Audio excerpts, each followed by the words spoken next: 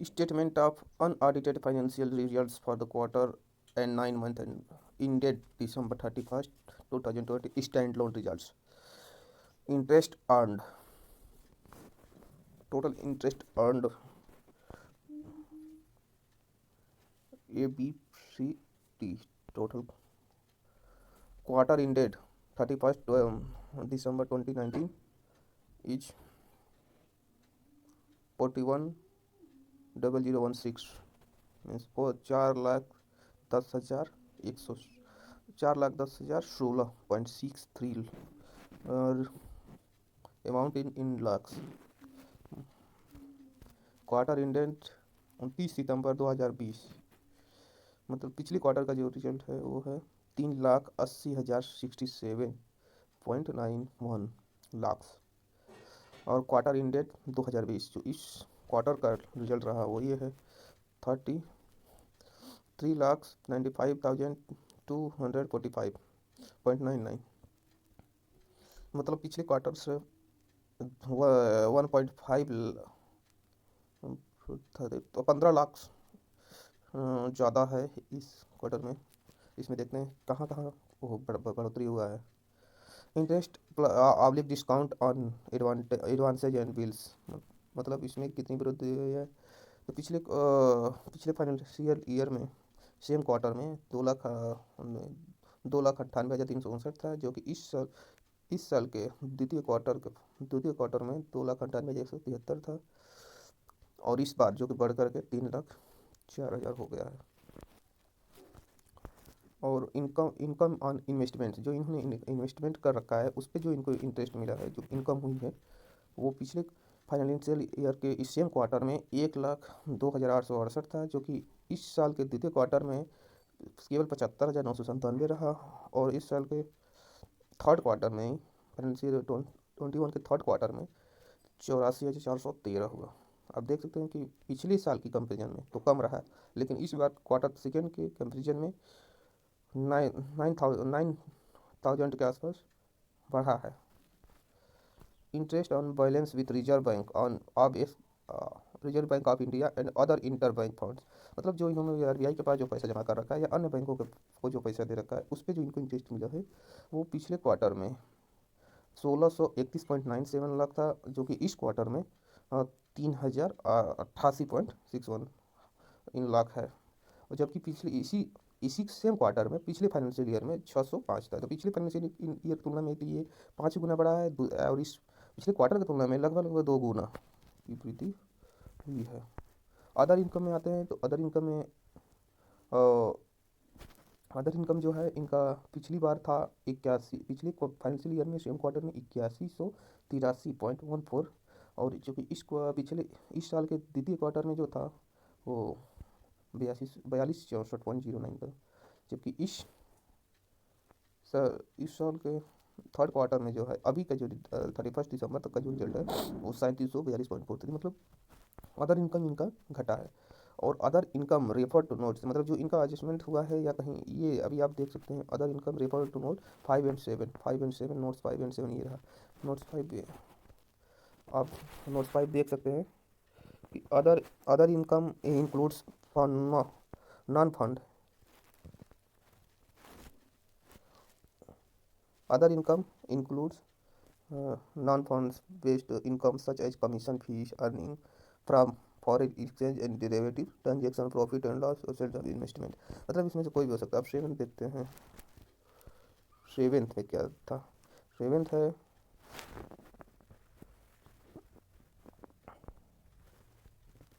Seventh जो है इनका वो है during Q3 financial year 121, the bank has sold bonds of non-banking finance company resulting into realized loss of Rs 110 crore accounted in other income, मतलब जो इन्होंने वहाँ अदर इनकम में दिखा रखा है वो ये अपना इन्वेस्टमेंट बेचने के बाद 110 करोड़ का लॉस लेने के बाद जो उनको बेचने के बाद जो पैसा मिला है वो है corresponding existing provision release of Rs 113 crore एक accounted in provision other than tax and contingencies, मतलब जो इन्होंने इस सब के लिए 113 करोड़ का प्रोविज़न कर रखा था, जिसमें जो इस लॉस को 110 करोड़ की लॉस को उसमें एडजस्ट किया गया है। तो provision made for the quarter ended September 30 2020 are not net of वाइट write back of provision which includes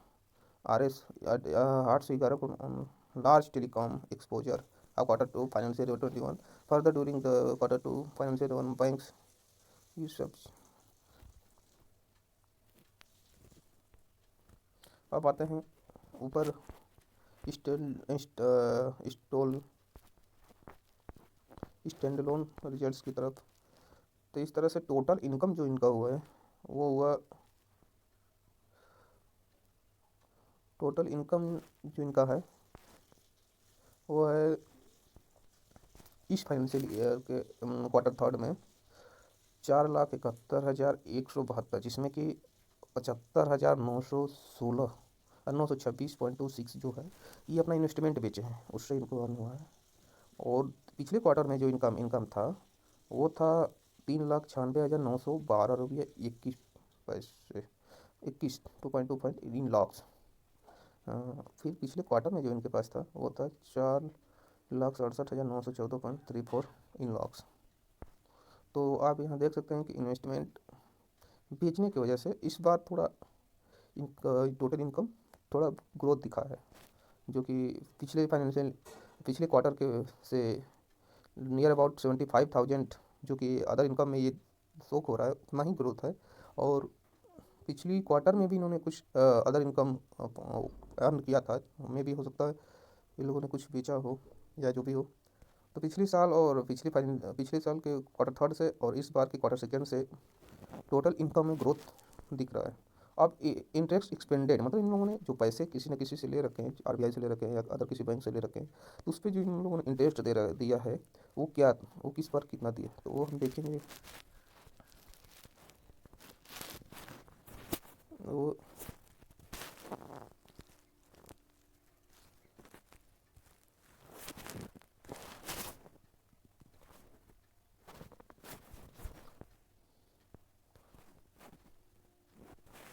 वो है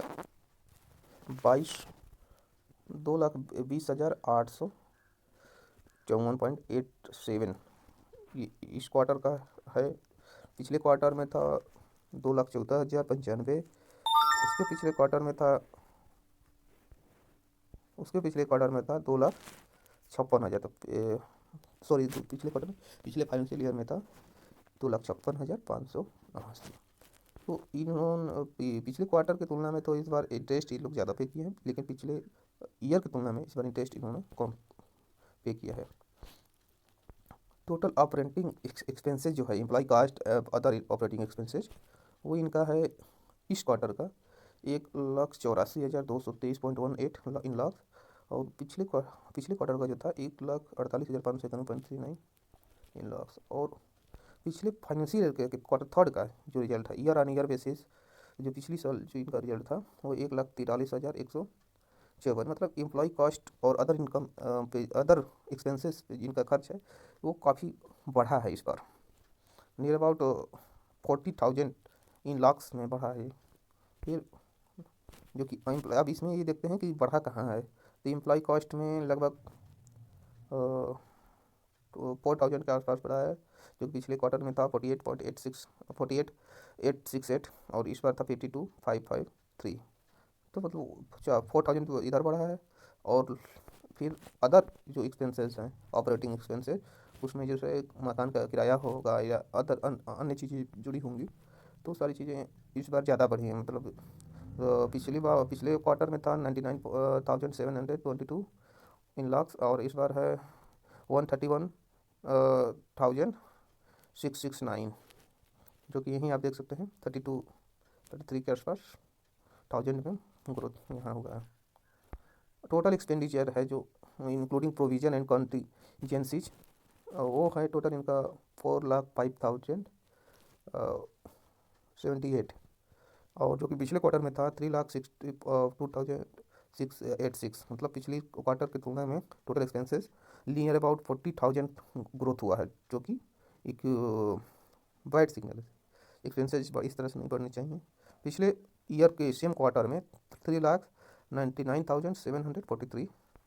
तो टोटल ऑफ इनकम जो इनका है वो है, नहीं सॉरी, अब operating profit before provision and contingencies तो वो है 66,094 इन लाख्स।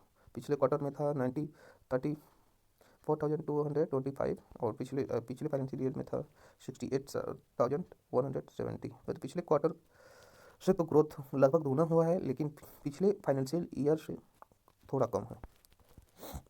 रिकवरी तो शो किया है, लेकिन वो रिकवरी इसलिए शो हो रहा है क्योंकि इन्होंने अपना वो इन्वेस्टमेंट जो बेचा है, इसलिए पिछले क्वार्टर से इस बार रिकवरी शो हो रहा है। प्रोविजन अदर देन टैक्स मतलब कंटीजेंसीज एंड नेट, जो प्रोविजन कर रखा है उसको वो कंसीडर करने पे जो है वो इस बार जो प्रोविजन है 48,000 का है, 48,222, और पिछली क्वार्टर में था 21,584, और पिछले फाइनेंशियल ईयर में जो इन्होंने प्रोविजन किया था वो था 230,475। ठीक है, तो इस तरह से पिछले क्वार्टर में बहुत ज़्यादा प्रोविजन होने की वजह से मतलब जो प्रॉफिट था उस पर बहुत ही बुरा असर पड़ा था। तो अब देखते हैं टोटल इनका जो हो गया profit and loss from ordinary activities before tax. Tax के पहले जो इनको प्रॉफिट हुआ वो है 17,871 इन लाख्स। पिछले क्वार्टर में था और 12,641, और पिछले फाइनेंशियल ईयर में जो था जो कि हैवी प्रोविजन की वजह से निगेटिव में था 1,62,304। अब टोटल एक्सपेंसेज इनका है 4,920।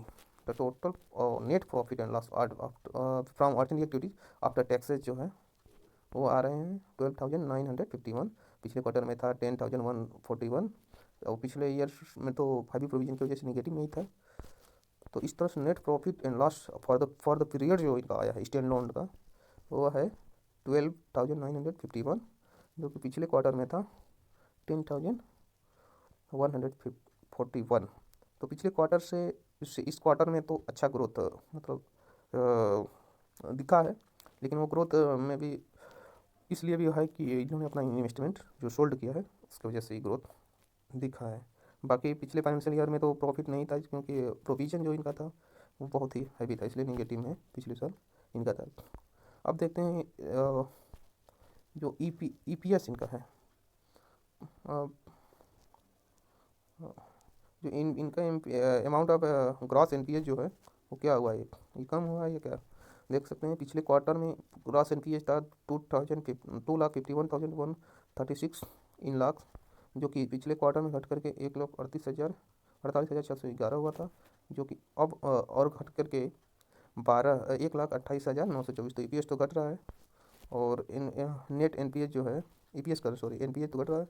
नेट एनपीएस जो है अभी पिछली बार था 1,07,162, पिछले क्वार्टर में था 39,95, और इस बार 32,000 नेट एनपीएस इनका आप नेट एनपीएस जो है।